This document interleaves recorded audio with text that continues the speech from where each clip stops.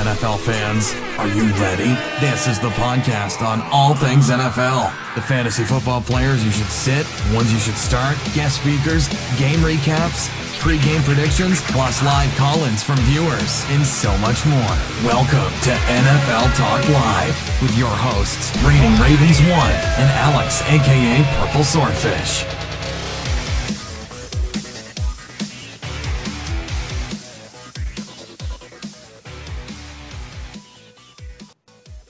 What's up, guys? Welcome back to Week 11 edition of NFL Talk Live. I'm your main host, Reigning Ravens 1, joined by my co-host, Alex, aka PurpleSwordfish. And this week's guest host is none other than NF Podcast, also known as Noob Podcast. First of all, Alex, how are you doing this week? Doing well. How are you? I'm doing well. Coming off of one of my best weeks ever in my football pick selections. But before we go into any of that, let's give a huge shout out to our co-host. Noob, how are you doing, man? What's up, Double R? It's Noob here from Noob Football Podcast. I'm doing pretty good. Excellent. So why don't you tell everyone kind of what it is you do? What do you want to plug? Is it your YouTube channel, your Twitter? Obviously, your Twitter's up on the screen, but what is it you do on YouTube? Yeah, man, sure. Basically, the main thing we do on YouTube is whichever one has the most, playoff implications or just any game, whichever I find the most interesting that week. And I analyze both their offenses, their passing offense, and the defenses, and just, I determine who has the edge in the game. So right on. Yeah. We also do live podcasts similar to this one, picking the games, Madden stuff here and there. So okay, there you go. And the link to his YouTube is going to be down in the description. So, jumping into Week 10. Obviously, we are off Week 9. We are talking about Week 10 football. A lot of craziness going on. Alex, you and I made a gentleman's bet back in Week 1. I believe one that you initiated and one that I have agreed to. And I think it was a very good idea looking back at it now because for those of you guys who are just joining us, me and Alex do football picks every week. And Alex said, hey, Double R, how about this? At the end of the year, let's calculate who has the most correct predicted wins. Okay? And the loser has to wear the opposite team's gear. I mean, like, fully. Like, the way I am right now, like, if I lost this bet, I'd be in full Tampa Bay Buccaneers thing. I'd probably get a Tampa Bay banner in the background. I mean, the whole nine. And same thing with Alex. If he loses, he's got to go all Ravens. I don't even know. I can't even picture Alex in all Ravens gear. Like, every time I look at Alex, I'm thinking, like, Tampa Bay orange. Like, he's a Buccaneer through and throughout. So, just to let you know how that picture's looking, it's probably going to take all 7 weeks. Here's where we stand right now. Are you ready? I'm up this by is the 10 points. podcast Alex on had to all point this things out. NFL. I am currently up by 10 points. We get 10 points per correctly picked game. So I'm literally, I can get one game wrong this week, and he's already tied. This is going to go the distance. Alex, I appreciate you bringing this bet to the forefront. And I'm excited to see what happens. I really want to see you wearing some Ravens gear. Yeah, and vice versa for me, and it's, there's 13 to 16 games a week. So, yeah. A 1 game gap. I got to say, I love that it's so close. And I think that really says a lot about the show, because if you look at our records, we're both picking at about a 62% success rate right now, which I will certainly take. So I'm really happy that it's close and we got a long way to go. So I'm excited, man. Yeah, and a lot of you guys, when we're making our picks, we can see the chat. We see you guys disagreeing, but Alex just said 62% correctly picked games. You look at ESPN's top quote-unquote experts. We're above them. Me and Alex are both averaging above them. Okay, so if our respective careers don't go well, hey, Vegas got a spot for us. Anyway, let's jump into Week 10. Obviously, with any given week this week, this year just been an absolute amazing year to be a football fan. Just surprises every week, whether it's on or off the field. The news, the breaking injuries, like some of the big injuries, suspensions, like guys going down that you wouldn't expect.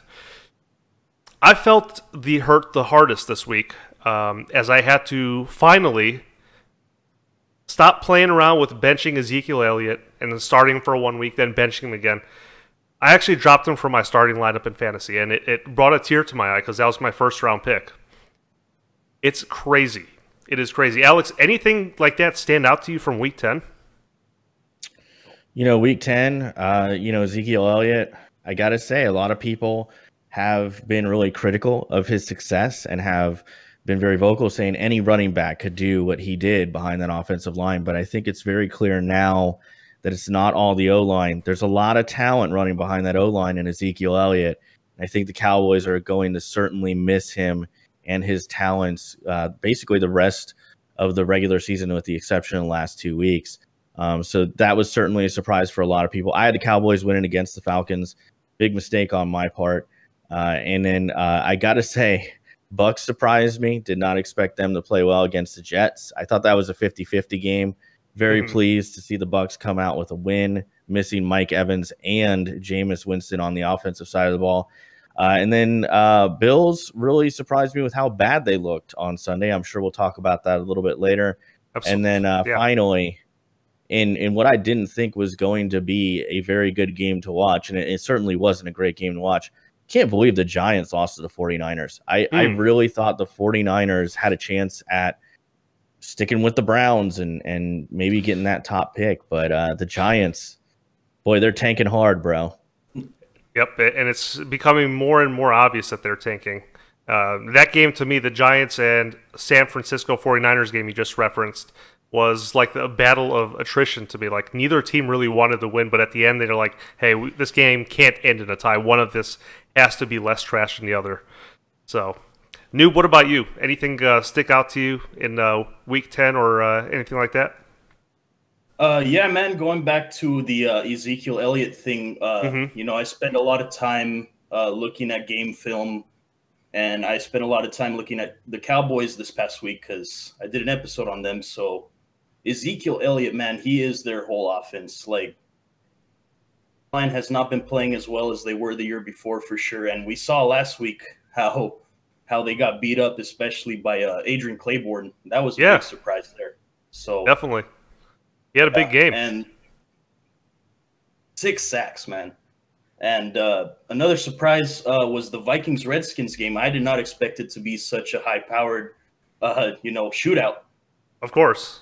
A defensive game there, so that was a big surprise to me. Yeah, I mean, Vikings are still their season's very much alive. They can potentially make playoffs. I still think that they're a very good game. And we'll be getting into that some more as we get into Week 11. So if you guys are both ready, let's actually go ahead and get into Week 11 picks. Kicking it off with Thursday Night Football this week. We've got... Listen up, NFL. Kicking it off with Thursday Night Football this week, we have the Tennessee Titans, 6-3, taking on the 7-2 Pittsburgh Steelers. Steelers playing at home. First of all, let me say Week 11. We're in Week 11. This is the time of year where the supposed good teams, guys in the likes of Pittsburgh, Kansas City, Oakland, you name it, teams that you'd expect to turn it up and ratchet it up a little bit more in Week 11, this is where they need to step up.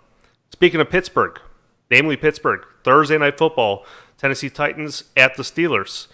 Again, 2 potential playoff teams. They're both doing very good. However, Pittsburgh hasn't really looked right on offense lately. But I like their offense against a shoddy Tennessee Titans defense. A defense that is only ranked 22nd overall in scoring defense. That's not very good. Not very good. They don't turn the ball over much, the Tennessee Titans. So this might be a big night from Big Ben. He's going to have a big performance, I believe. He's going to be dotting up that defense. And if you just look at this game, position for position, Steelers win that matchup across the board. Running back, receivers, quarterback even, defense, obviously. To me, the Steelers are just a better team here. I'm taking them to win at home on Thursday Night Football. Alex? This is going to be a really good game. We've been getting some really good Thursday night football matchups, and this is just another one. I really had to think hard about this one because I've been very impressed with the Titans. I would say in the second quarter of this NFL season, they've been much better than they were in the first quarter. They've shown a lot more ability to run the football. I know the first couple games, they really could not run the football. They're on a 4-game win streak right now. I mean, nobody's really talking about that, but I'd like the Steelers at home. I think their offense will do very well against what I think is a very soft Tennessee defense. And I think that the problems running the football come right back for the Titans because Pittsburgh's been very good on defense this year. They're second ranked in scoring defense. They haven't been, porous against the run. They're a 7-point favorite here. They're playing at home. I'm taking the Steelers. I think anybody on the Steelers, if you have them in fantasy football, is a good play. Ben Roethlisberger is available in a lot of leagues because a lot of people have dropped him, through bye weeks and things like that. So he'd be a good pickup. Titans, Mariota would be a good pick. And DeMarco Murray's finally starting to show some life. So you might want to play him too. Beyond that, I'd stay away from either defense here because this could be a pretty high scoring game. But yeah, I have the Steelers winning this one. Okay. So we're both on the Steelers. What about you, Noob? Unfortunately, I do think the Steelers are going to win this game. And I say unfortunately because I am also a Ravens fan, like Double R here. So I'm sure he agrees with me that I hate the Steelers. But the Titans are not a bad team at all. I think they're definitely a favorite to make the playoffs. Maybe even win that division over the Jags. Really? More consistent. It's possible. I don't know if it'll happen. Okay. Yeah, I'm going to take the Steelers just because it's so tough to beat them, especially in Heinz Field. Especially on primetime on Heinz Field. That's true. Yep. Okay, so we are all on the Steelers. Saturday, or rather, no, we don't have a Saturday. Sunday football, got the 6-3 Kansas City Chiefs going up against the 1-8 New York Giants. You'll have to apologize. I'll have to apologize on behalf of what I'm about to just say right now. Kansas City is coming off of a bye. However, me personally, I think I can make an argument that they're coming back to a second bye. This New York Giants game is not going to be much of a game. This is a bye week for them. They coming off of a bye, Kansas City is playing against the New York Giants. This is a good situation for Kansas City. Kansas City, however, has lost 3 out of their 4 last games. Giants, if I say they're playing terrible, it's an understatement. They have been playing terrible, awful. But to say that on the other side of the field, Kansas City's not playing good football either. You don't play good football and lose 3 out of your 4 games. However, still a much better team than the New York Giants, and I think this game is going to be a lot closer than what you may think. The records, I don't really pay too much attention to that. Yeah, Kansas City 6-3, Giants are 1-8, only 1 win on the season, but I think this is going to be closer than what a lot of people think. Kansas City ranked 30th in run defense, and that's what the Giants are going to do. They're going to run it on the Kansas City Chiefs. Wouldn't be surprised to see if the Giants put up a couple touchdowns against the Chiefs. But even with that being said, I'm taking the Kansas City Chiefs to win this one. Alex? I don't really have a whole lot to say on this one because the Giants really looked very bad against the 49ers last week. And then if we go back to their previous week's game, Ben McAdoo looks lost as a head coach. They've, underperformed 2 weeks in a row. I mean, they got slaughtered by the Rams, went into San Francisco, looked really bad in San Francisco. They're facing a team that's looking to rebound after losing 3 out of their 4 last games. The Chiefs, 2 of those losses came against quality opponents in Oakland, a division rival. They lost by 1. And quite honestly, the refs gave Oakland every chance they could to win that football game. And then the other loss was against, the Steelers, who I think is, Steelers obviously a very good football team. We've seen that at this point in the year. So I have the Steelers winning this one. I think it could get ugly very fast. And I truly believe, despite all the rumblings out of that locker room and some of the veterans sticking up for Ben McAdoo, I truly think just Alex's take on this. I think he's lost that locker room. I don't think everybody wants to play for him anymore. So for that reason, I think it's the Chiefs, and I think it's going to be an ugly one. Okay. So you don't see it being close at all? No. I mean, Chiefs are a 10.5 point favorite. Really? Yeah. Okay. All right. So we're both on the Chiefs, and I think Noob might be too. Noob, what's your take? How'd you guess? For some reason, man, there's absolutely no reason for anybody to think the Giants are going to win this game. It looks like a trap game to me. It really does. I don't know why. Like, I'm getting that sense. It could be. But Giants, man, Alex said, Ben McAdoo, he's pretty much out the door at this point. He lost the locker room, like Alex said. So he hasn't. He did lose his 2 top receivers, so that's definitely a big reason that he hasn't been playing as well as he should. The Chiefs, they need a rebound after losing 3 of the last 4. They're coming off their bye. They're well rested. Alex Smith is still playing at an MVP level, in my opinion. So yeah, I'll take the Chiefs as well. Okay, so we're all on the Chiefs and we're all on the Steelers. 2 teams that can definitely come out of the AFC with a playoff run, that's for sure. Next game up, oh man, this is going to hit a little bit too close to home for Alex. 3-6 Tampa Bay Buccaneers taking on the 4-5 Miami Dolphins. Miami playing at home in this one. This is actually the rescheduled Game 1 opener that was actually canceled due to Hurricane Irma back in Week 1. Good to see these 2 teams finally playing again. So this was actually the bye week for the Tampa Bay Buccaneers, but they actually had to mess around the schedule a little bit just because a game is canceled or postponed. It has to still happen. We can't just forget about this Buccaneers and Miami Dolphins matchup. So they moved it from Week 1 to Week 11. So, Alex, I'm sorry, man. Your team never had a real bye week. You had a Week 1 bye, and that's about it. And to make matters even worse, both teams are playing very, very bad football right now. And to be honest, both of these 2 teams look like a team that could have used that bye week. Think about what changes they could have made if they had that bye week.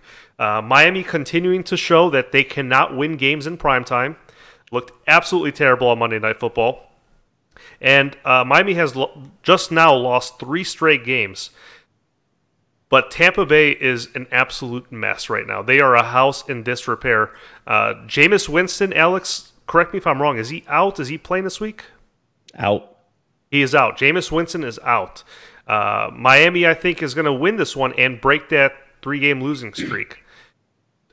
I'm not a big fan of Jay Cutler, but you need a quarterback to win. I don't know. Jameis Winston, I don't know why they benched him. Is there a good reason for this, Alex?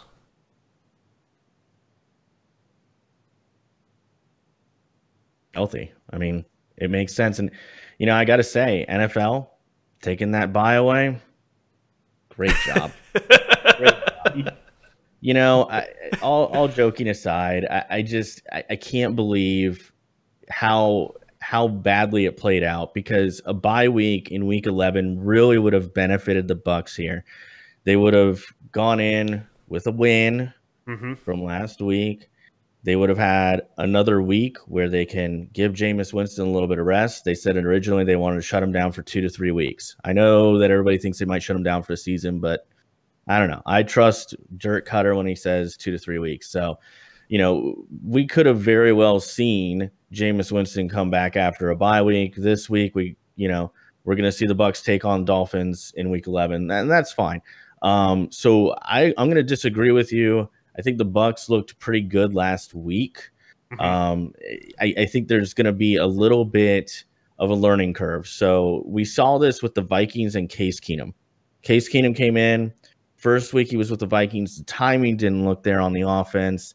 He didn't have that chemistry with his receivers just quite yet. It just wasn't perfect, right? Came out the next week, they won big, and everything looked really fluid. And believe it or not, that second week that he came out as a starter was against the Tampa Bay Buccaneers. So believe me, I watched that game and I saw Case Keenum look real good. So, in this matchup, I see a Dolphins, a team that's trending downward. Bucs finally got a rebound win here. I think Ryan Fitz magic is going to bring some magic to this game and eke out a win on the road. So I have the Bucs winning this one. Okay, so he's on the Bucs. What about you, Noob? Yeah, the Dolphins are just not a good team. Sad to say, they were relying on their defense the first couple of weeks, and lately they just have not showed up these past 3 primetime games at all. Sue has really not done anything. It feels like the morale is really low in Miami. So I look at them and they are a good team. The fact is, but they're just not playing to their the level that they should be playing. In my opinion. Absolutely. So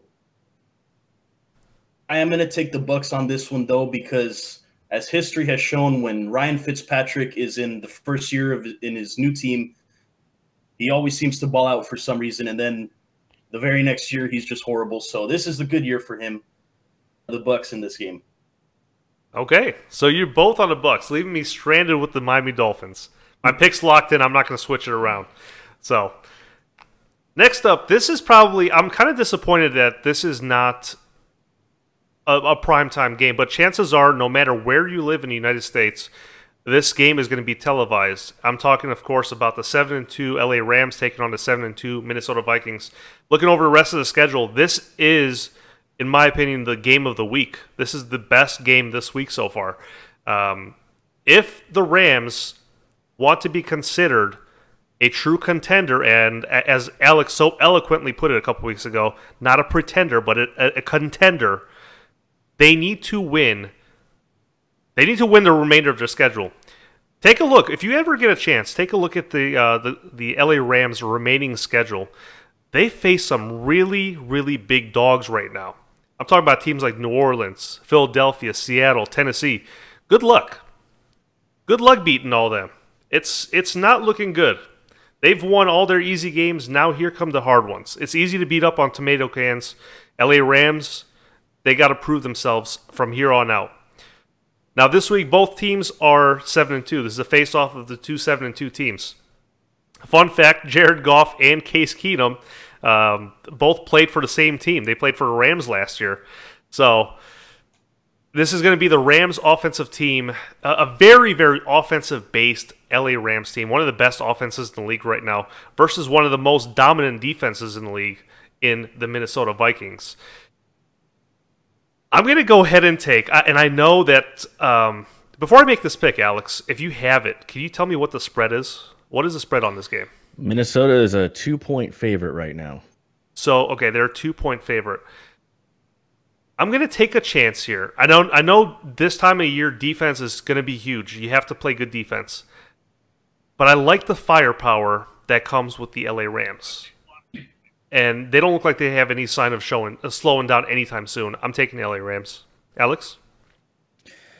I'm right there with you as far as this could have been a great primetime game. I really don't know why they didn't shoehorn this in. I know that they have a lot of flexibility to move games around to make them primetime games. And this would have been a really good one because this is truly, as the old cliche goes, the unstoppable force versus the immovable object. And that's right. What I'm talking about is the Rams offense is still #1 in the league in scoring, and the Vikings D is obviously a very good one.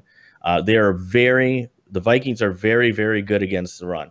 So what I will say is this: the key to this game is Jared Goff. He's got to step up. If this is his moment, he can come in, put the team on his back, win this game. He walks out and people say, you know what? All those picks they traded to get this guy #1 overall, boy, that looks like a good deal now because they gave up just all kinds of picks to get this guy. So for me, I think the Rams it's got to come through the passing game, but I think they can do it. The key for the Vikings is their offense, and I'm not really sold on their offense. And a lot of people earlier this year were talking about the Rams defense isn't very good, but they've gotten much better over the course of the season. Right now, they are #3 in the league, the Rams defense is, in terms of points against. And I'm not really sold on that Vikings offense being able to come in, especially with some of the injuries that they've had, specifically to Dalvin Cook. I don't see them going in there and putting up a lot of points on the Rams. So while they are playing at home, I do have the Rams winning this one. It's an upset, but I think Jared Goff comes through, makes that pick worth it. I would stay away from Todd Gurley in fantasy. Vikings give up only 81 rushing yards a game right now this year. So probably want to, maybe if you got them, you're probably playing them anyway. But if you have other options, maybe don't play them. Jared Goff would be a good pick. I think anybody on the Vikings offense, I'd stay away. But that's just me. So, but anyway, got the Rams. You got the Rams. Noob? This one is definitely, like you guys said, it's going to be the game of the week, in my opinion. And it's actually interesting because this is the game that I'm covering this week on my channel. So I've been watching a lot of film on both the Rams and the Vikings lately. So, but Alex already did that. The Rams are actually the third-ranked defense right now, which is insane. But if you look at the past couple games, actually the past month, the Giants, the Cardinals, and what was the other team that they – and the Texans. So not really good offenses for sure. They've been doing what they need to do. They go and they defeat bad teams, and they just completely demolish those bad teams. They do. He has done an incredible job of turning this team around from that Jeff Fisher fiasco that they called a team. So their play calling is insane. They do so many trick plays. There was a beautiful play last week that the Rams did. I won't get into it too much. But, yeah, the Vikings, they're kind of known for their really good defense. They're ranked 5th in the league, so right there with the Rams. So, but the biggest reason for that is Stephon Diggs and Adam Thielen. Really balling out. Shout out to Adam Thielen. I saw Bleacher Report put out a article saying the best white guy in sports right now. I thought that was pretty funny. I thought it was pretty funny because he's a legend. They've won a couple of games on his back. Yeah, it's hard to disagree with that for sure. But my issue is that I just don't trust Case Keenum, and especially now that Teddy B is back, who knows if there's going to be a quarterback controversy there. I know they're sticking with Case Keenum right now. I'm going to stick with the Rams, man. They're looking really good right now. Okay. Alrighty. Next up, talk about a trap game. 7-2 New Orleans Saints playing at home against the 4-5 Washington Redskins. I really wish I had some solid excuses for why Washington has been losing the recent games despite keeping the games close. New Orleans has now won 7 straight games behind that tremendous running game of Kamara, and actually their defense is looking pretty good too. Normally we don't talk about good defenses and the New Orleans Saints in the same sentence, but they look very good offense and defensively look amazing too.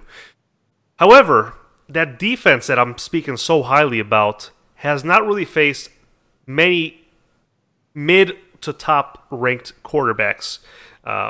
Kirk Cousins will definitely be a challenge to him this week. Regardless of how you feel about Kirk Cousins, he's definitely going to be a challenge to that defense. Last week, winning 47-10 over Buffalo. They ran it 48 times, threw it 25 times. That's absurd for New Orleans fans. You think New Orleans, you think Drew Brees, he's slinging the ball. Not the case. Last week they ran it twice more than they threw it. I'm going to say the New Orleans Saints win this one, only because it's in a Superdome, and I'm looking for another big defensive showing by the Saints defense. I know that I said Kirk Cousins is going to test them, but I think the Saints defense is going to win that test. And to be honest, too, the Saints are looking like the prime favorites to win that division, that NFC South division. I'm going to go ahead and take the Saints, and if they win this one, it will make 8 games in a row. Alex? Yeah, I think the Saints win the NFC South. I think you can book that right now, barring some kind of freak injury. And, these aren't your father's Saints, man. People got to get over that stigma that this is going to be a team that can only pass the ball. and can only give up 40 points a game and stay in the game by scoring a bunch. They certainly scored a lot last week, but they rushed for over 300 yards, which is unbelievable. Drew Brees had a couple nice runs. I mean, that's how well they're running the football. Drew Brees had some nice runs. I'm really impressed with the Saints. They've kind of gone back to a more traditional style of football. I think that's something they're going to have to do if Drew Brees truly plays into his early 40s. I think they're going to have to take some of the stress off of him in the passing game.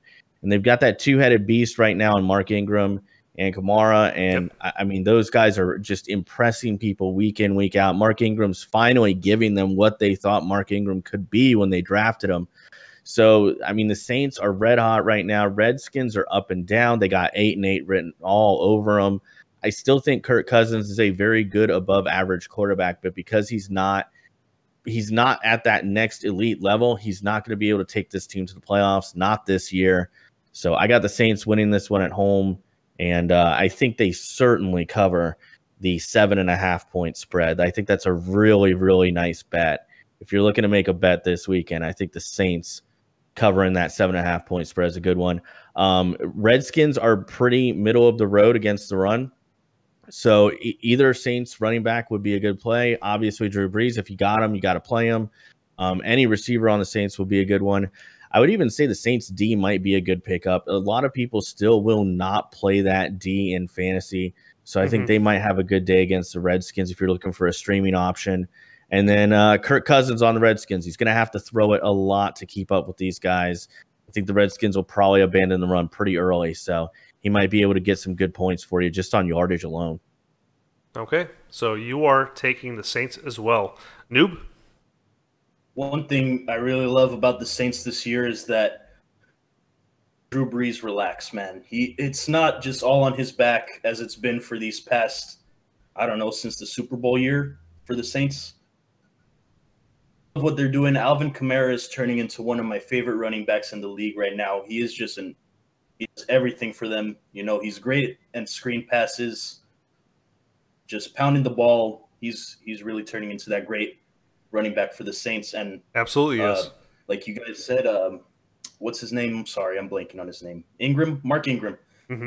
He seems revived, man. I don't know if it's because he feels like he needs to compete with Alvin Kamara or what it is, but it's definitely working for them for sure. So, and you know, you guys mentioned the defense already, so they're playing at an elite level. And the Redskins, I believe, are an average team. Kirk Cousins is really not getting any help out there. Just injured. Pretty much every position on their O-line is hurt. So, yeah, I got to take the Saints on this one. They're just the better team through and through. Okay, so we're all on the Saints. Before I move on to the next game, there was a comment I saw posted in the chat. Shout out to I am Ghostwriter14. Asks, he actually spelled it wrong. Alvin Kamara, Rookie of the Year candidate.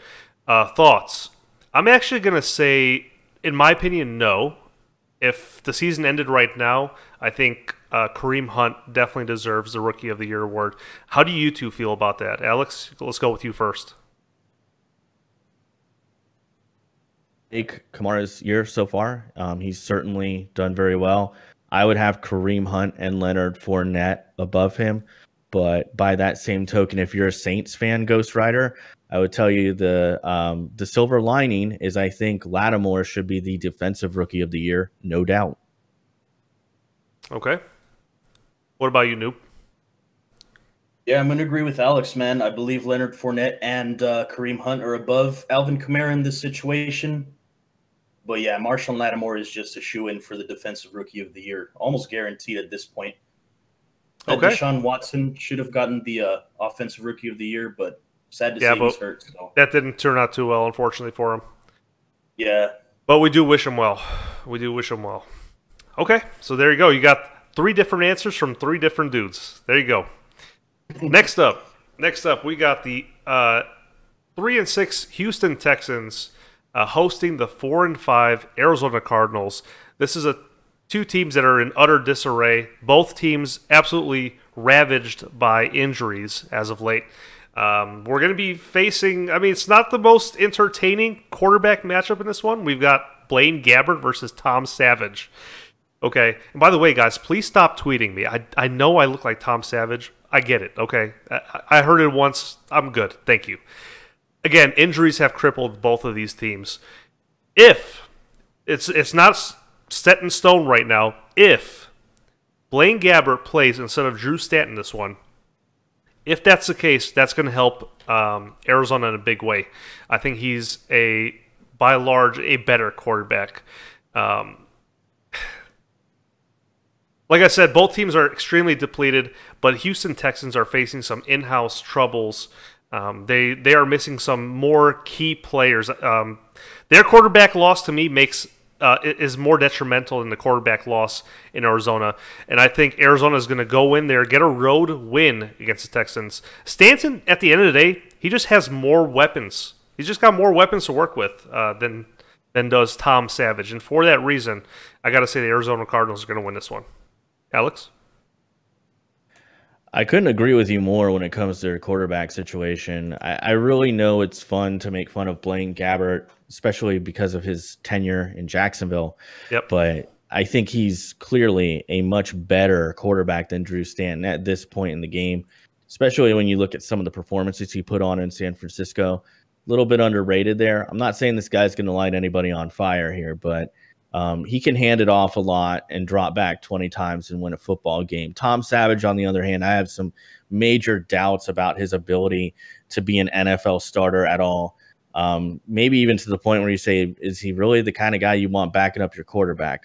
I don't know. I know that may not be a very popular opinion. I think that the losses of J.J. Watt and Deshaun Watson really just tanked the Texans season. I think if those two guys were healthy, this team probably goes 10-6, 9-7, sneaks in the playoffs, and they're a really bad guy to pull in the playoffs because they could beat you.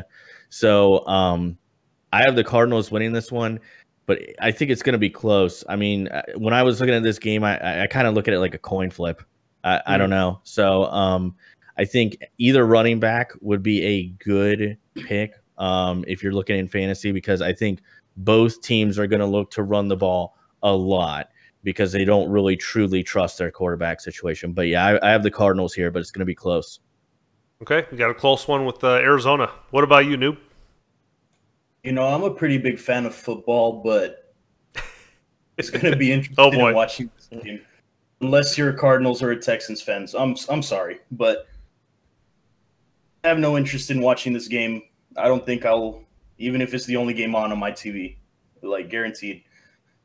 But both teams, they're just, mediocre. The Texans have completely lost their mojo when J.J. Watt went down, and then Deshaun Watson was a huge loss for them. He was their whole team.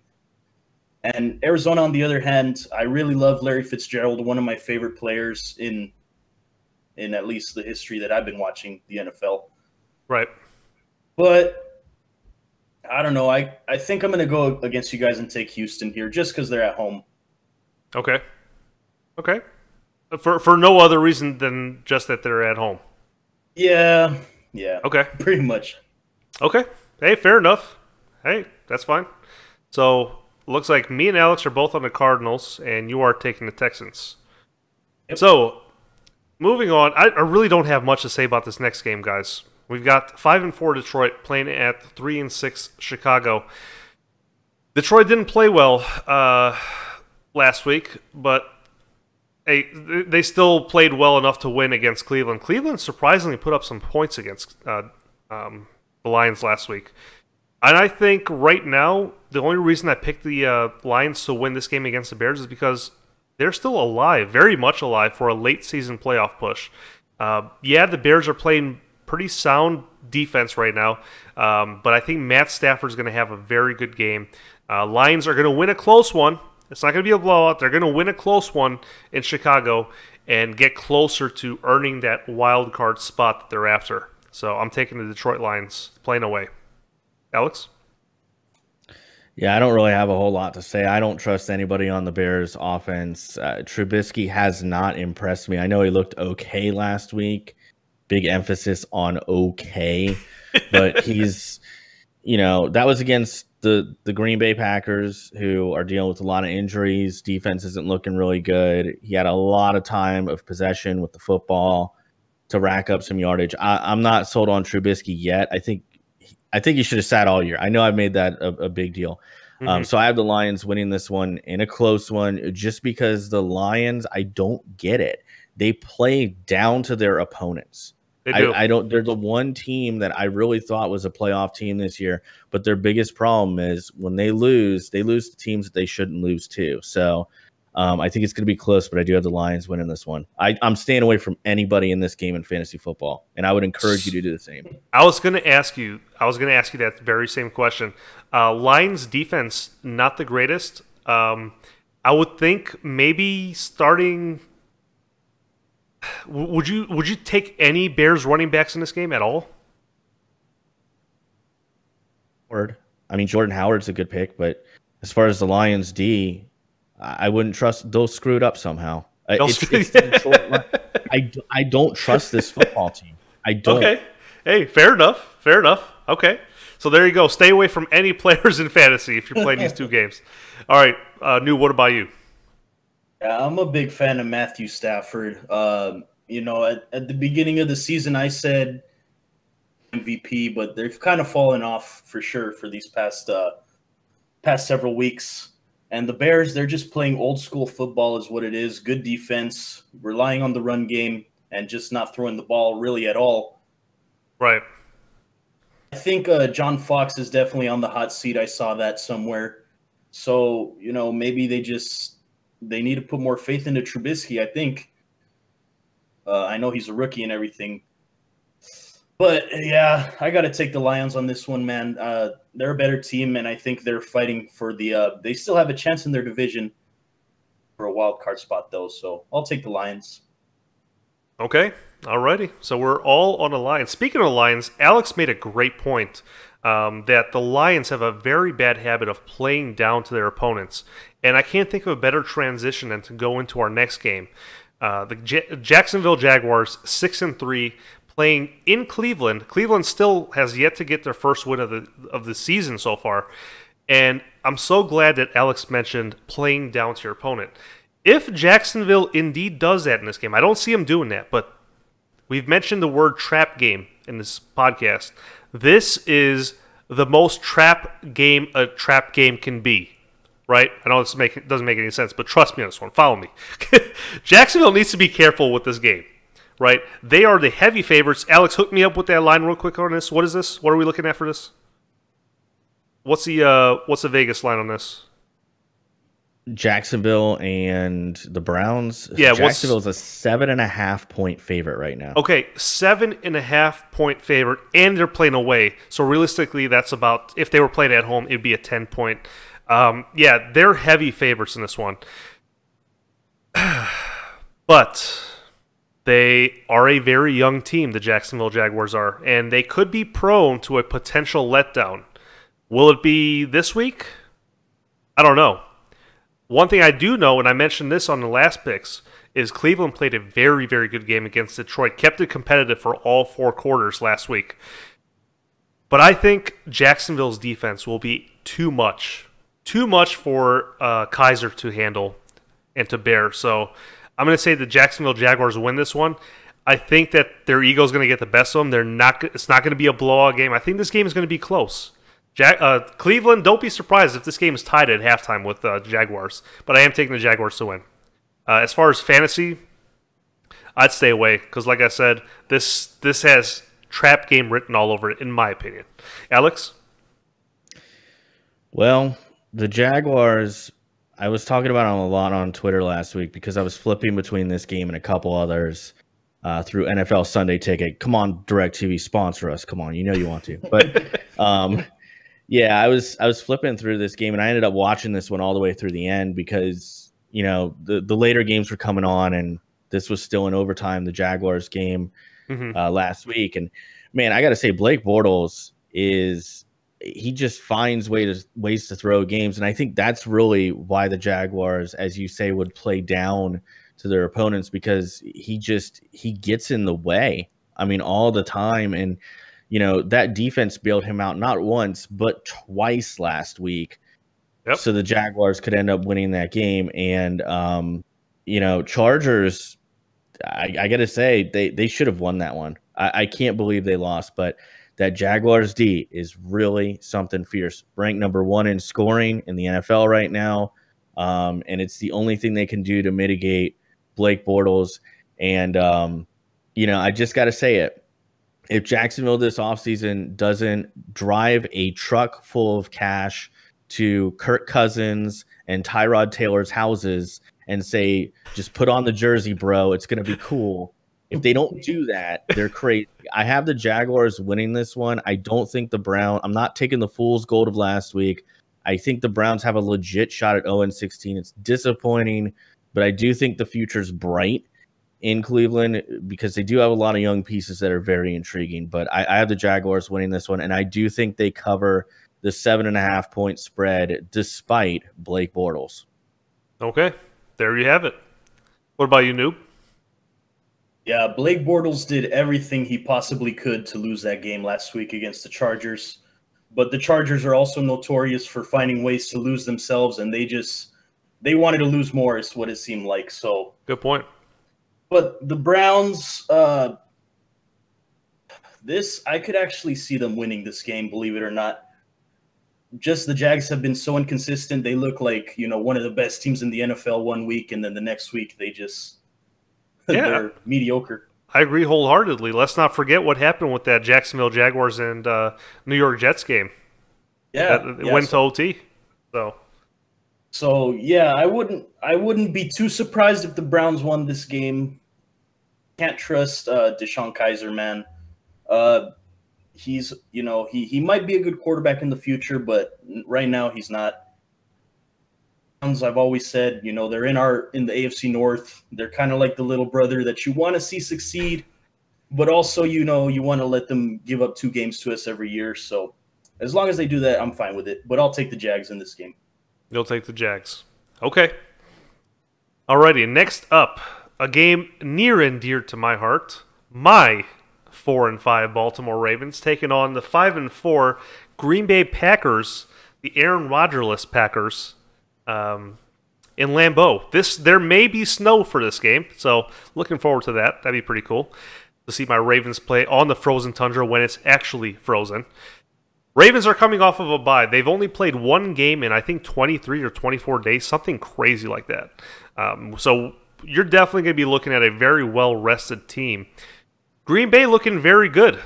Or, not very good, but they are looking better under Brett Hundley, especially last week versus Chicago.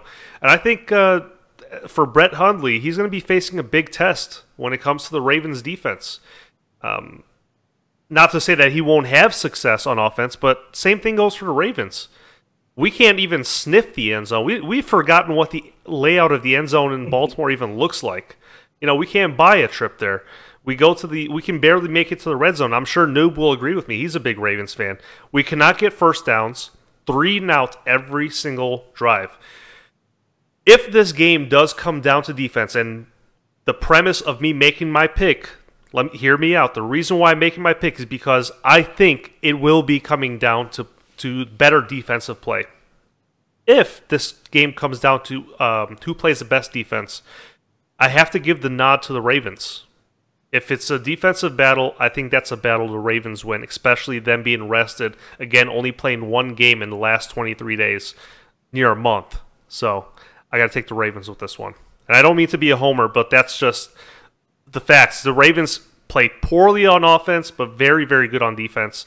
I think they're going to be testing Hundley all day. Alex?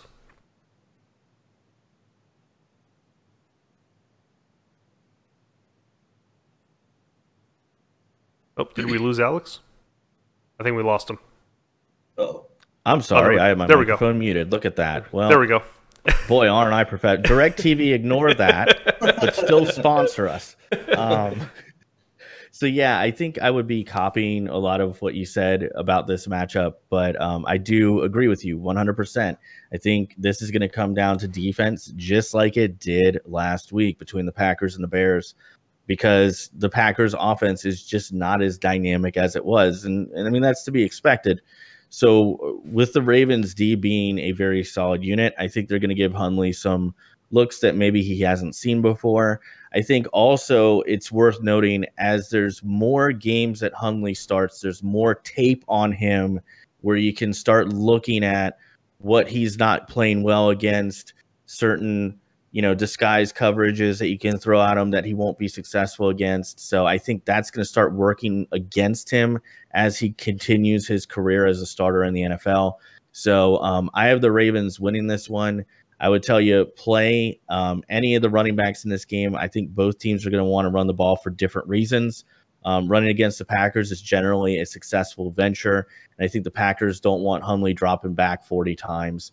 Also, sneaky good pick. Randall Cobb, for some reason, seems to be playing better with Hundley at quarterback. I have no idea why, but he's putting up some really big plays lately. So I had him and actually dropped him in a league, so I'm picking him back up. So that might be a good play for you as well. But yeah, I have the Ravens winning this one. Okay. He's available in our league. Did you by chance drop him in ours? No, it was another league. Okay. But I'm glad you told me that. I might pick him up now. He's available as like right now. He's available if you want to pick him up. So anyway, I think I already know what you're going to say, Noob. But what is your pick for this Ravens-Packers game? Yes, I am a Ravens fan, as stated before. But before the season, I would have never looked at this game and say, "Oh, the Ravens got this." Nobody ever thought that the Packers, they would look as bad as they are right now. They didn't look too bad last week against the Bears, but it was the Bears, mind you. So right. But yeah, I think our defense is going to have a really big game, and not to mention Danny Woodhead is coming back for this game, as far as I know. So that's going to be huge, especially for our quarterback, Joe, the Elite Dragon Flacco. The Elite Dragon. He is, he is, as we all know, the check down king. And Danny Woodhead just really, he makes people miss. So he's going to be huge for our offense. Collins is going to have a really big game against this soft Packers run defense. I still see Flacco throwing a couple interceptions because he's just been playing really bad in this game. Okay. So what's your pick? I picked the Ravens, my team. You're picking the Ravens. Okay. Yep. Alrighty. Sounds good. Next up, we've got the Buffalo Bills, 5-4, playing in LA. I almost said San Diego again. Come on now. Playing in LA against the 3-6 LA Chargers. Funny story, actually. I was eating lunch today on my lunch break, and I got an ESPN alert saying that Tyrod Taylor was benched for Nathan Peterman. Don't get that one. I don't get that one. Why you'd want to bench your quarterback in the midst of a potential wild card / playoff run? I don't know. But what I do know is that Buffalo has been playing pretty bad the last couple weeks. LaShawn McCoy and Tyrod Taylor struggling mightily. Maybe that's why they benched him. I don't know. If you guys have any idea why they benched him, definitely let me know. And now the Buffalo Bills are facing a very long road trip to go into LA and play against the Chargers. A long trip, cross-country trip like that to play on is very difficult. It's always going to be a challenge to the traveling team.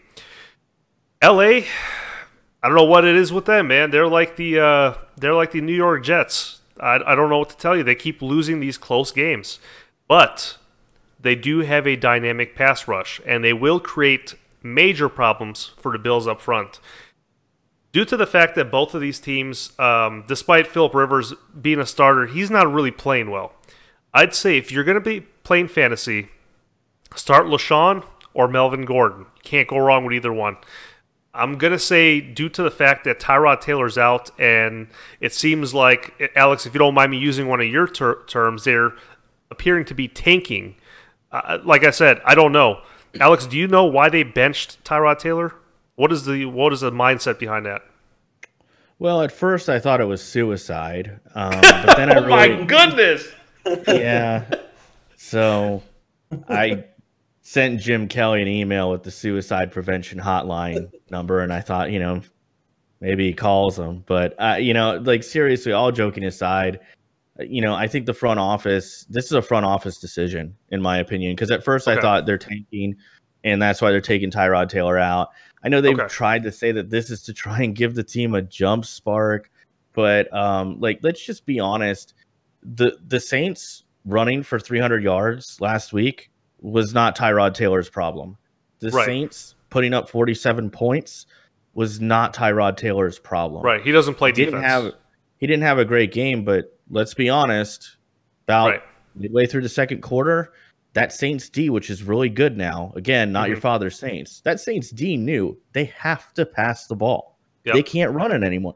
And it's not fair to a quarterback to be in that kind of situation. That's why teams work so hard and have worked so hard for decades to establish the run no matter what. And I think that this is a move where it is tanking. The front office wants a better pick. I think this also allows them to quietly. This is a divorce. This is a divorce with Tyrod Taylor. It's really ugly. He won't be back for the rest of the year. They had that extension. That extension was fool's gold. It had clauses all over it where they could release him and have very little dead money at on any the given cap. time. Yeah. Yeah, exactly. It's exactly like the Andy Dalton contract, where if you really look at the Andy Dalton contract with Cincinnati, it's practically a year-to-year deal. So, you know, Tyrod Taylor, to his credit, bet on himself. He took that contract, he bet on himself, and kudos to him, because I think he's going to go somewhere else and make just as much money, if not more. But the Bills don't want him anymore. They really thought about getting rid of him this past offseason. This is the divorce. It's going to be ugly. I feel bad for Bills fans. I don't think Peterman's going to give that offense a spark. I think Tyrod Taylor was playing really well. So it's just a really disappointing thing overall. I don't think it goes any further than that, though. I know some people have insinuated that there's some kind of personal beef between Tyrod Taylor and that front office. I really don't think that's there. That is what I was thinking. No, that's what I was thinking. I think that the Bills want to rebuild. I think that, you know, they looked at their team as constructed at the beginning of the year. They made some other trades like the Sammy Watkins and the Ronald Darby deal to try and say, hey, you know, yeah. I understand rebuilding, but like I said, this is a team that's primed for, if they win a handful of their next games, they're potentially in the wild card, right? So why not say, hey, Tyrod Taylor, you played a bad couple weeks, right? Why not say this is an outlier and let's improve on that, rather than saying, all right, you're done. You're on the bench now. You're in the doghouse. I don't. That doesn't make any sense to me. Yeah, it makes no sense. It doesn't matter which way I slice it. This situation in Buffalo is so confusing to me. I don't get it. It is confusing. I get where the front office, to play devil's advocate, you look at it as mediocrity is a treadmill in any professional sport other than the NHL where the draft is random. But in the NFL and the NBA, it's the same. If you don't get top picks, you don't get those elite franchise-changing, you know, players, you know. And I think that the Bills want to get that elite franchise-changing player. And the best way to get that, I know sometimes you find a diamond in the rough, but the best way to get that is to really just tank and get a good pick. And I think they looked at their current roster and they said, we're constructed to go 9-7, 8-8, year in, year out, get knocked out in the first round of playoffs. And, you know, this is new ownership too. You know, you have to take that into account. These are new owners. They're not going to want, a lot of these players are still guys that were brought in by the previous regime. They might want to put their own stamp on the franchise. They might have these really grand visions of, let's get some elite players in here, which is a lot easier said than done, and become like an actual contender instead of like this team that goes 9-7 to 7-9. Dare I say a pretender? I mean, that's kind of where the Bills were headed. I mean, did anybody see them going 5-4 through week 9 at the beginning of the season? Because I know I certainly didn't. I did not. So, I mean, they've overperformed. It's just unfortunate, but I think in the end it'll work out well for. So the Bills want to tank. They're going to get their wish. So, you know, again, just like the week 1 bye for the NFL, great job. And then Tyrod Taylor, he's just going to go somewhere else, make a lot of money, and probably find someone that wants him more. I mean, sometimes you got to do that. That goes for anything in life. So anyway, with this before I make my pick, can I get a line? I already know who I want to pick, but I just want to get a line to make myself feel better about this pick. Well, now I feel bad because I thought you already made your pick. My bad. No, you're fine. About to make mine. No, that was good commentary. Yeah, the Chargers 4-point favorites in this one, and I think that line's way too low. 4-point favorites. Yeah, because the Buffalo Bills they have a lot of question marks around them right now. That answers that I can't find anywhere. I'm going to take the Chargers to win this one at home, despite them having 6 losses on the season so far. Taking the Chargers.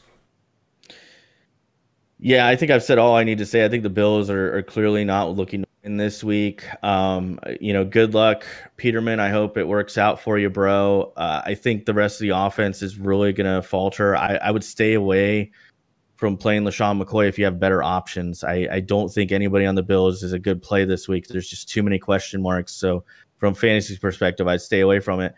Chargers, I think this is a good win for them if they can get it. And get out of their own way. And then I would tell them, try to get Melvin Gordon involved because this Bills D can't stop the run. They showed that last week. So if you got Melvin Gordon in fantasy, I would certainly play him. I think he's due for a good game here. There but you have Chargers. There you have it. Noob? Yeah, I have no idea what the Bills are doing, man. Like, ever since Tyrod moved over to the Bills, it seems like, I don't know if it's the front office or the coaches. Like, it just seems that they don't believe in him. Like, they don't think he's their guy. So they currently hold the 6th seed in the playoffs. Just to, go into tank mode right now, it makes no sense, especially with how bad the AFC is. Mm-hmm. So, but the Chargers, Melvin Gordon, I do believe he is going to have a big game. But another player that has kind of been flying under the radar is Austin Eckler. He is their second running back. He's a rookie, and he's been having a great game. He did an amazing play last week. He did a tightrope, and he just walked into the end zone. Do you see him realistically being a breakout player this week? I could see him breaking out, honestly. I wouldn't know. I don't know if he's going to have a better game than Melvin Gordon. Also play fantasy. I think he's a good flex option, in my opinion. Okay. So, I never trust the Chargers, man, because they always find ways to lose, but they do. But they keep the games close. Yeah, they do lose, but they keep the games close. Yeah, they do, and it always comes down to a missed field goal at the end or something like that. But it's so tough, man. I'll take the Bills. Why not? You're taking the Bills. Okay. Yeah, I'll take the Bills. Alrighty. Next up, this is one of those games where if you looked at the schedule when they first came out, you'd be like, oh, yeah, Week 11, we got the Cincinnati Bengals taking on the Denver Broncos. All right, let's get to it. 3-6 are the Cincinnati Bengals, and 3-6 are the Denver Broncos. Again, before the season started, this looked like it has all the makings of being a great matchup. It would be a big game, probably a primetime game, and actually it kind of is a primetime game. It's in the late afternoon games. But both of these teams have been major disappointments. This is likely going to be the end. After this year, this is probably going to be likely the end for Coach Marvin Lewis. I think his run with the Cincinnati Bengals is finished. I don't see how the team can put up with his mediocre, him accepting mediocre gameplay from his players. Cincinnati playing its 3rd straight road game in this one. And again, we talked about the difficulties in traveling and all that good stuff. It's tough to overcome. So they've got that working against them. And Denver right now is running the ball very well with C.J. Anderson and Jamal Charles, kind of like a dual attack. Denver defense, I feel like last week, because seeing how they played against New England, I think they're really going to ramp it up this week against a not-so-good Cincinnati offense. I'm taking Denver, not by a lot, believe me. This is going to be like your prototypical win by a field goal in 4th quarter type game. I'm taking the Denver Broncos to win at home. Alex? This is another tough game for me to pick just because both teams are really falling apart in a lot of ways. The Bengals offense really just hasn't ever gotten going fully this year. I know that the offensive coordinator change really helped them initially, but that's kind of cooled down a little bit. Even though they have some really good playmakers in AJ Green and Joe Mixon, they just haven't been able to put it together on the field. And the Broncos, I mean, it's been a circus all year. Their defense doesn't look great this year. That used to be their strong suit. Their defense bottom 5 in the league in points scored against. I certainly did not have that happening at the beginning of the year. And Brock Osweiler does not look like the answer to their problems. Kudos to them for trying it out. I thought it was worth seeing if there was something there. But, you know, it's kind of like getting back together with a crazy ex-girlfriend. It's good for a couple days, man. And then all those problems start resurfacing. You go, oh, so that's why it was over. Yeah. Oh, geez. What did I do here? But yeah, kudos to them for kicking the tires, seeing if that works. I think it's just a matter of time before we see Paxton Lynch maybe get thrown in there if he's healthy and, you know, they see what they have in him. I think both teams are kind of in what I would call evaluation mode for the rest of the year. I think both of these teams are evaluating what they're going to keep, what they're going to get rid of, what they're going to trade, and so on. I have the Bengals winning this one. But I think it's going to be a really close one. You could have talked me into the Broncos if you really wanted to, but I'm going to pick the Bengals here. I mean, AJ Green, you have to play him if you have if he's on your roster, you got to play him. Joe Mixon, I have him playing in one league because he seems to find the end zone every week. Beyond that, I'm kind of staying away from anybody else on the Bengals and Broncos. Like I said earlier with another team, there's just too many question marks to play anybody on this team. And then also you mentioned Marvin Lewis. I got to say, this is one of those situations where, you know, you have a lame duck coach and this is what can happen because his contract's up at the end of the year. They don't even have to fire him. They just say, hey, bro, we don't even want to. We're done. Like, we're not even going to negotiate. So, but I thought that was interesting that you brought that up. So I think this is it for Marvin Lewis. Yeah, I mean, he's a guy that I've seen him, you know, he obviously started with the Ravens. So, like, I know he has the ability to be good. And surely he's had some good years with the Cincinnati Bengals. But his last, I want to say, 5 years now have not been very kind. He's gotten more losses than wins. And he just seems to be okay with the prospect of losing games. So, for that reason alone, I think they're not going to re-up on his contract. I think, like you said, it's over. What about you, Noop? What do you think about this Bengals and Broncos game? This game is kind of like, for both teams, looking in a mirror, really. Both underperforming offenses and both actually pretty good defenses, although the Broncos haven't really enough there. But, you know, like you guys said, Marvin Lewis is pretty much done here after this season. He's definitely overstayed his welcome, in my opinion. Your coach after Bill Belichick. It's just been too long for the Bengals. They shouldn't be keeping him as long as they have. And, you know, he has a really old school style of coaching. You know, he believes in he talked crap about John Ross, their rookie first round pick. You know, they said that he didn't make a play. And you can't be calling out rookies like that, man. You know, you got to give him more chances. He's benching him after one play.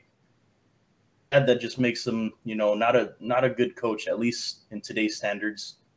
I think the Bengals are going to edge out the Broncos in this game simply because AJ Green, you know, they have weapons on the offense, so it's not going to be a high-scoring game, but I think it'll come down to that, you know, Andy Dalton is definitely a better quarterback than Brock Osweiler. Not by much, but I'll take the Bengals in this one. Okay. All right. So it's funny you mentioned Brock Osweiler, and I'll get to this. I'll say why you mentioned it. We're taking on the 7-2 New England Patriots are playing the 4-5 Oakland Raiders. This game is going to be played in Mexico City, Mexico. If you guys remember what happened the last time a game was played in Mexico, it was the Texans versus the Oakland Raiders. And if you remember correctly, Brock Osweiler, he got blinded the entire game because fans were shining big green laser pointers in his eyes. And I believe at the end of that game, I think 2 days after the game was played, Brock Osweiler was still complaining about seeing spots in his vision. So if you're going to that game, don't be one of those people. It's not cool. But New England, they are really hitting their stride right now.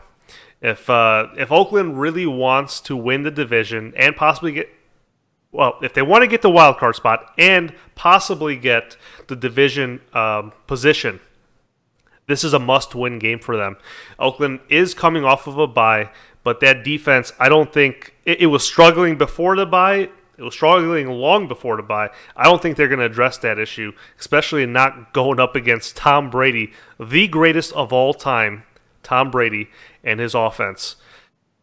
Good luck with that one, Raiders. And I know we talked about how difficult a cross-country matchup is. This is the Raiders are not traveling nearly as far as the Patriots will have to travel for this game, but I am still taking the Patriots. I don't care if it's in Mexico. I don't care if it's in London. I don't care if it's on the moon.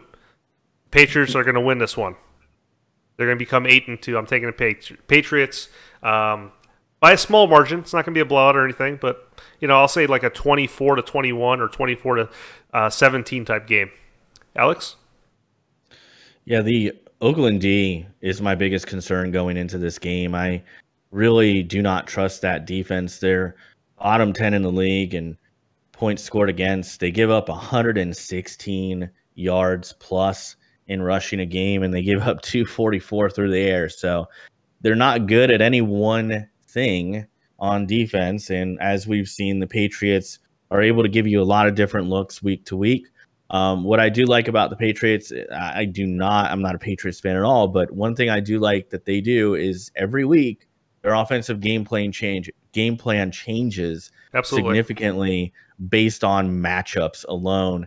And they're the one team where it's just so clearly evident week to week. Some other teams do that, but it's never more evident than the Patriots. So I have the Patriots winning this one in Mexico City. Hope nobody gets hurt with laser pointers. That's actually horrifying because it happened to a very good friend of the show, Glocks. We always joke to open his eyes, but there's a sad story behind it. That's why he's been blinded, is he got hit by a laser pointer when he was playing high school football. So yeah, I got the Patriots winning this one. And if you're looking for somebody to play in fantasy, I would say any Patriots receiver is a good bet. Good flex play, and then pick a Patriots running back because you never know with Bill Belichick which one it's going to be. But maybe you hit your luck and you hit one of the three that he's going to actually give the ball to this week. And I'd stay away from anybody on the Raiders other than Amari Cooper. Okay, so we're both on the Patriots. Noob, are you going to be our third? I don't know, man. It's kind of tough because the Raiders, man, like. My family's Mexican, so I know a lot about Mexican culture. And the Raiders, like the Mexicans, love the Raiders, man, and they'll do anything to make sure that the Raiders win this game, as we saw last year. Okay, that's the quote of the week. All right, guys, quote of the week: Mexicans love the Raiders. I can say it because I am half Mexican, so I can say it. Okay. Yeah. So just for that reason, man, I think Brady, he might be blinded by some laser pointers. You never know what they're going to throw on the field. They might throw some banana peels, make their running back slip. I don't know. It's going to be crazy. So I'll take the Raiders on this one, man, just because it's in Mexico. Okay. Alrighty. That brings us to our Sunday night football matchup. I swear, no matter how bad the Cowboys play, they are still playing on a primetime stage. I don't get it. Like, why are they always playing on Sunday Night Football? Anyway, 8-1 are the Philadelphia Eagles as they head into Dallas to take on the 5-4 Cowboys. If Philadelphia Eagles win this game, they're basically, go ahead and crown them the division champs. Okay, if they win, boom, give it to them because they're 5 games ahead of Dallas in that division. Dallas did not look good at all last week versus Atlanta. The left tackle Tyron Smith's injury, his absence showed up in a big way. If you don't know what I'm talking about, Adrian Claiborne getting 6 sacks. Got through that line like he was a hot knife through butter. It was no issue for him. And that's absolutely unheard of for someone to get 6 sacks in one game. So shout out to Adrian Claiborne for that tremendous performance. Philadelphia Eagles have a very good pass rush. And I believe it to be also problematic for that Dallas O-line that I just mentioned is struggling in a big way. And, oh, by the way, they don't have a starting running back. They said, as of this morning, they are going to be trying out, there's 2 running backs, Alfred Morris and what's the other dude's name? I'm blanking. McFadden. McFadden. They're gonna run it. Probably. Rod Smith, yeah. Rod Smith, there you go. It's Rod Smith. So they're going to go with a two-headed attack. They don't know who their number one guy is with Ezekiel Elliott out now for the remainder of the NFL season. So with that being said, I think Eagles will continue to steamroll and become 9-1. And at the end of this one, you're going to hear at the end of this game, Sunday Night Football, Eagles win the division. I'm taking Eagles. And if you're going to start anyone, Carson Wentz. If he can dot up the trashiest defense. He can dot up the best defense. And him and Jay Ajayi are going to be leading the charge for this one. I'm taking the Eagles in a big way. Alex? I really have, I know I said it earlier, but I really have doubts about the Cowboys without Ezekiel Elliott. I think that's a really big question mark for their offense. And, you know, Alfred Morris, Rod Smith, neither one looked very effective last week. So I don't know if they're going to be able to get the run game going.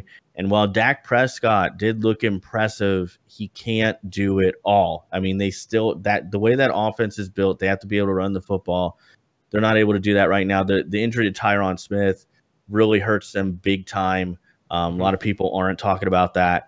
But then in addition to that, the injury to Sean Lee, I think that is just so detrimental to their defense. So the Eagles have been playing really well on offense. Carson Wentz, I think if the season ended today, he would be the MVP of the league. No doubt about it in my mind. And the Eagles' run attack has looked pretty good as of late with LeGarrette Blount and with their new addition from Miami. So, you know, Cowboys are pretty soft against the run. I think the Eagles will be able to run the football. They'll be able to open up the passing game. It's going to be a very good game for them on offense. And I think the Eagles D, which is pretty good at making plays, they're not really the like Iron Curtain or anything, right? But they do have playmakers on that side of the football. I think they're going to make enough plays to make it really difficult for the Cowboys. And I agree with you. If they win this game, they've got that division. That is their division to lose. So I have the Eagles, and I do have them covering the spread on this one, which I think it's like 6 points right now. So, yeah, I have them winning, covering the spread. They're giving 6 points. Yeah. Okay. So there you go. Eagles are favorites on the road. Noob, what do you think? I think the Eagles are the best team in the NFL right now. Carson Wentz is just playing at an MVP level. Not to mention they added Jay Ajayi, who he balled out in his first game, and he's had an extra week to prepare. Mm-hmm. So I think he's going to be huge for that offense. It was already a high-powered offense, so now it's going to be even more high-powered. Forget about it. The Cowboys and Sean Lee, that was a huge, huge loss for that Cowboys defense. He's basically the quarterback of the Cowboys defense. So, and Tyron Smith, of course, as we saw, you know, is huge for that O-line and just for the whole team. So, those are going to win this game pretty easily, and I think they do win the division. All right, so we are all three of us on the Philadelphia Eagles to win this one. Next up, our final game of the week, Monday Night Football. Before we get into this, I want to let you guys know if you want to call in with any comments or questions for any of us, for all three of us, for me, Alex, or our guest Noob, definitely do so. Link is down in the description for the Discord. Jump in the NTL Show call-ins voice chat lobby, and we'll pull you in.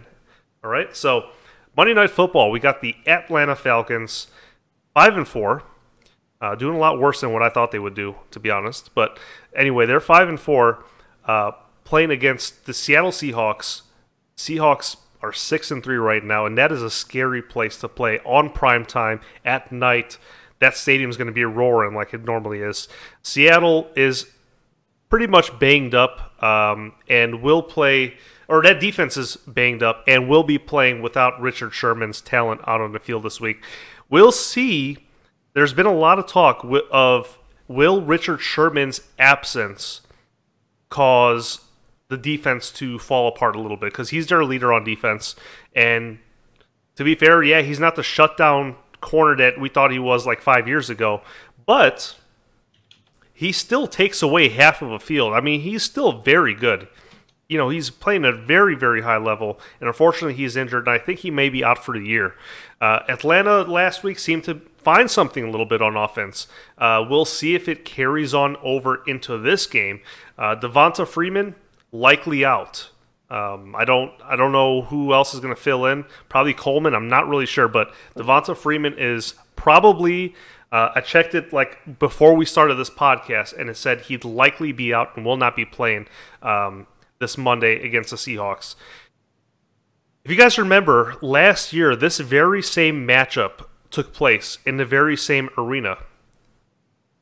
Last year, the Falcons played against the Seahawks, and the Falcons lobbed it up to Julio Jones and lost the game 26-24 on a no-call pass interference on Julio Jones. I think that they're going to go back to that. And that's a sour taste in their mouth.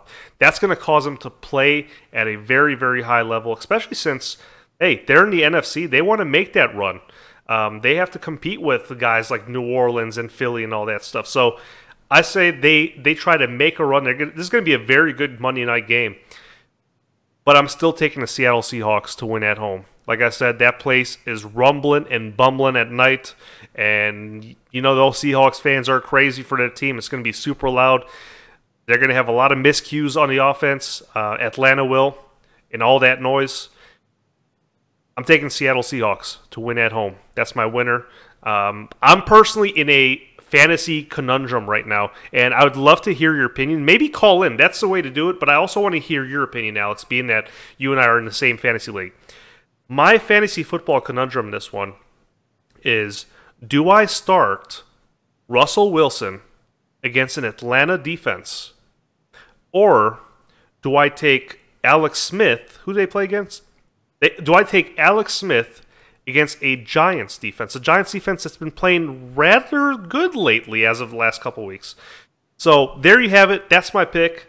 Alex, if you can open up your remarks by answering my question, who should I start? I don't know which quarterback to start in this league this week. I like Russell Wilson just because he's the only thing holding the Seahawks together at this point. I mean, if you look at what the Seahawks have been doing well, it all directly relates back to Russell Wilson right now. So, and he's been putting up some massive point totals because of that. So I would start him. Okay. But, man, talking about an embarrassment of riches to have that choice. I know. Yeah, I mean, this game should be a good one. It's Monday Night Football, really good matchup. I think they did a great job getting this one on the schedule. Can we get you to throw up one of these on the screen? One of those. Good job, NFL. You know. Oh, good job, NFL. Good job.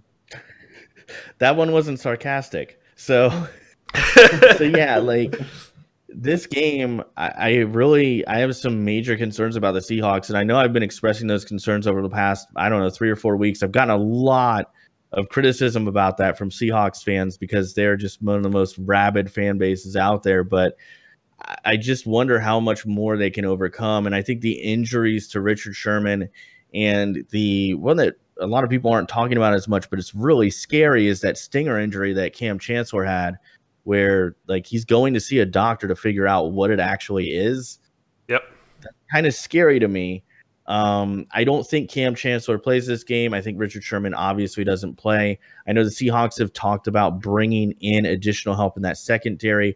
That's a really hard thing to do, given that their secondary plays a very specific kick step style of defense that a lot of cornerbacks have struggled to adapt to, that have come in from the outside in the past. So I don't think that's going to shore up any of their problems. And when I look at Julio Jones, who looks like he's finally healthy again, and Matt Ryan, who's been playing pretty darn well the past couple weeks, he's really started to turn things around. I think they're going to have a lot of fun throwing the football on this defense. I think Tevin Coleman can be a very good replacement for Devonta Freeman. So I think that's their biggest injury that they have to overcome. The Falcons, that is the Freeman injury. But that draft pick of Tevin Coleman a couple years ago was just a really solid pick because it's a guy who can kind of step right in. Is he as dynamic? No. Does he have the highlight plays? No. But he's capable, and he's shown that capability before as a starter. So, yeah, I have the Falcons winning this one. It's my upset special of the week. Okay. And like I said, it's only because that Seahawks defense is so banged up, and on offense, the offensive line can't protect Russell Wilson, and I don't know how he does it. It's amazing. It's scary to think what he could do with a good O-line. But yeah, Falcons in this one, and since they're underdogs, take them. It's a good bet this week. Okay, and I don't mean to hold off on Noob right now, but I do have a question since you did pick the Falcons. If indeed the Falcons do win, do you see them making a serious push for the playoffs? As division, no. I don't think they're as good as the Saints, and I don't think they'll catch them anyway. I was thinking the same thing. Thank you. That's what I was wondering. All right, Noob, what do you think about this game? All right, yeah, I was going to mention that actually I believe the Falcons are going to go on a little bit of a run here. Last week they showed that their offense is starting to click. Struggling, especially after losing Kyle Shanahan to the 49ers this past year. It just seems like the offense is starting to get going now. Matt Ryan is finally making the right throws. Julio is actually catching the ball, which is what you expect him to do.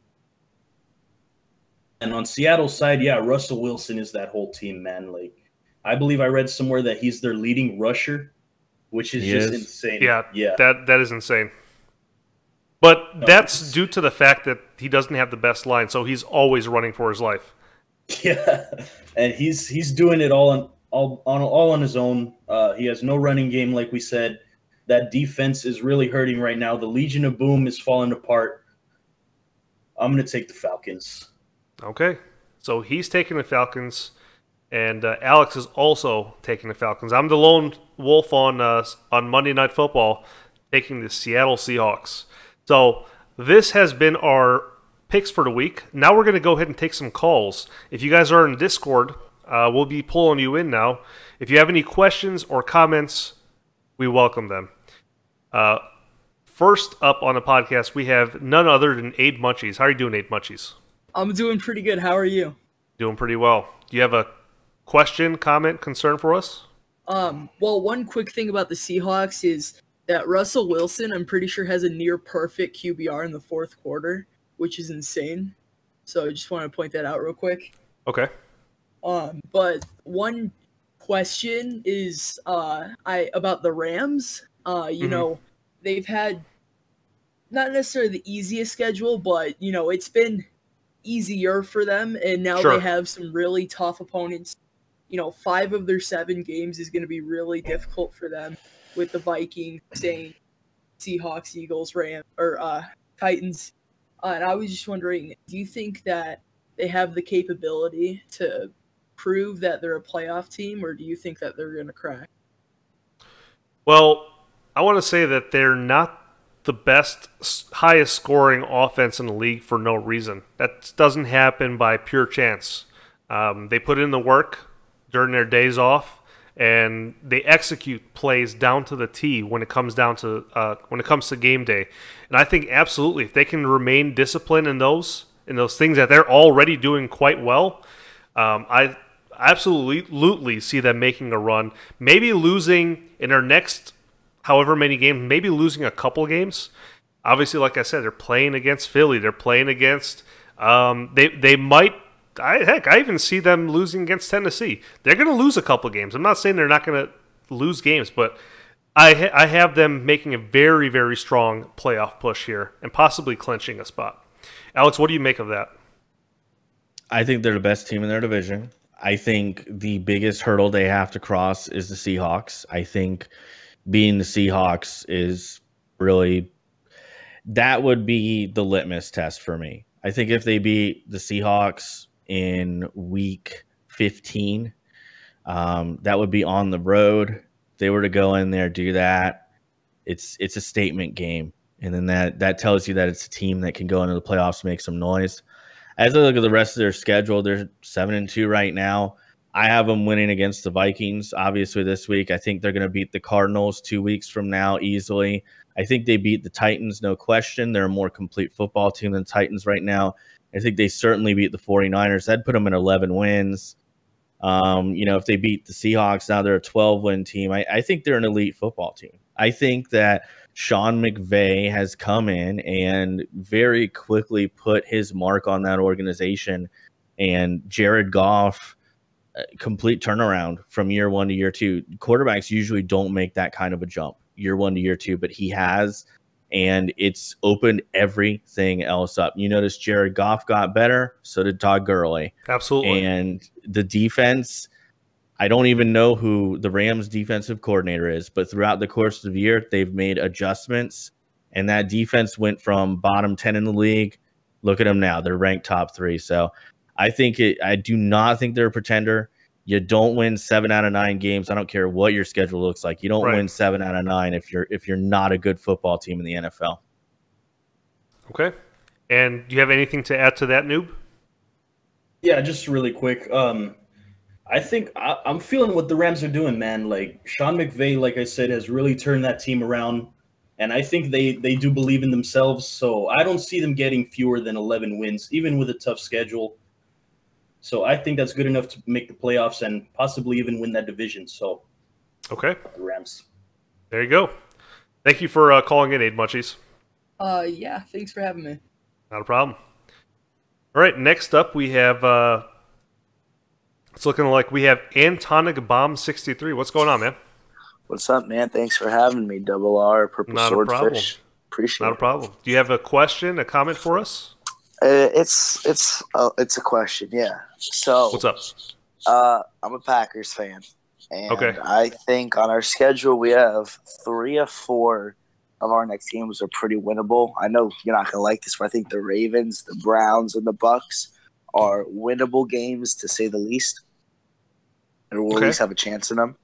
Okay. So I was wondering, that would put us at 8-5, I believe, for Week 15, and that's when Aaron Rodgers is eligible to return. Excuse me. So, say he returns, or even if he doesn't, what are the odds that the Packers could make the playoffs? Because we would finish with the Panthers, at Minnesota, and at Detroit. You're saying if things go perfectly according to plan, the game Aaron Rodgers comes back for will be the game against the Panthers? Yes, Week 15. If he's healthy, of course. Okay. Because it was, to my understanding, that he was out for the rest of the year. But if you're saying he's coming back, then I'll take your word for it. But he said, sorry to interrupt. He said if he's physically ready, that's the week he's eligible to return from IR. Okay. So yeah, I mean, far be it for me to count Aaron Rodgers of all people from a task like that. I mean, he's obviously been to the big show, and he knows kind of what it takes on a personal level in order to get there. And hey, if he comes back, and if you guys do in fact win out, yeah, I mean, who am I to say that Aaron Rodgers can't lead the charge and take you to the promised land? Yeah, no, I follow you. I mean, it makes sense to me.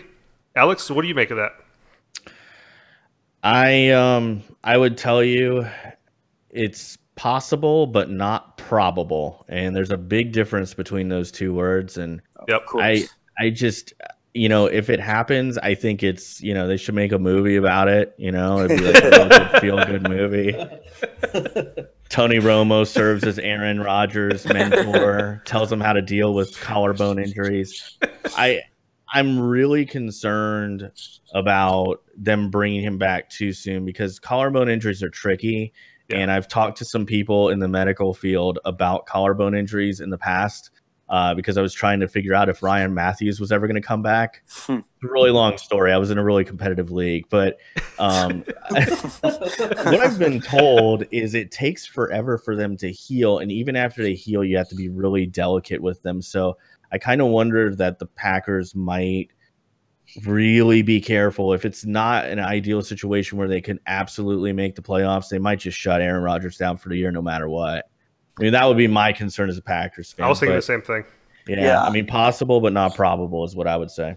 Yeah, I agree, because even if we are in a playoff position, I'd rather have Aaron 100% for next season than completely ruin everything. So exactly. Yep. Exactly. I heard when Aaron went down, the Packers actually made a call to Romo, but he broke his back on the way to the phone. So. Okay. All right. There it is. I was waiting for the zinger. Okay. Right, man. Hey, thanks for calling in. Yep. I'll talk to you guys later. All right. And our final caller of this week, I think, is none other than Big Mac 555. What's going on? Hello? Earth to Big Mac. Nope. Hey, can you hear us? Big Mac. Nope. Can you hear us? All right. Well, he's getting timed out for whatever reason. Discord's not liking it. But so yeah, thank you to everyone who tuned in on this week's NFL Talk Live podcast. Be sure to join us here at the very same time next week for Week 12 edition of NFL Talk Live. And I appreciate you for coming. I've been your host, Reigning Ravens 1. This is Alex, a.k.a. PurpleSwordfish, and NF Podcast. Be sure to check out his link below. Make sure to give his channel a sub and let him know that me and Alex sent you. All right? Till next time, we are out. Thank you for coming through. Thanks, guys. Thanks so much for listening to this episode of NFL Talk. Thanks so much for listening to this episode of NFL Talk Live with Reigning Ravens 1 and Alex, a.k.a. PurpleSwordfish. Streaming weekly on the YouTube channel Reigning Ravens 1 with all the audio archives on SoundCloud. Follow Reigning Ravens 1 on Twitter at Reigning Ravens 1 and follow Alex on Twitter at Swordfish Show. If you'd like to be part of the live call-in on the next episode, be sure to join the Discord server. This podcast is sponsored by Jerky XP. Save money on your order at the checkout by using the code RR1. We'll catch you next time on NFL Talk Live.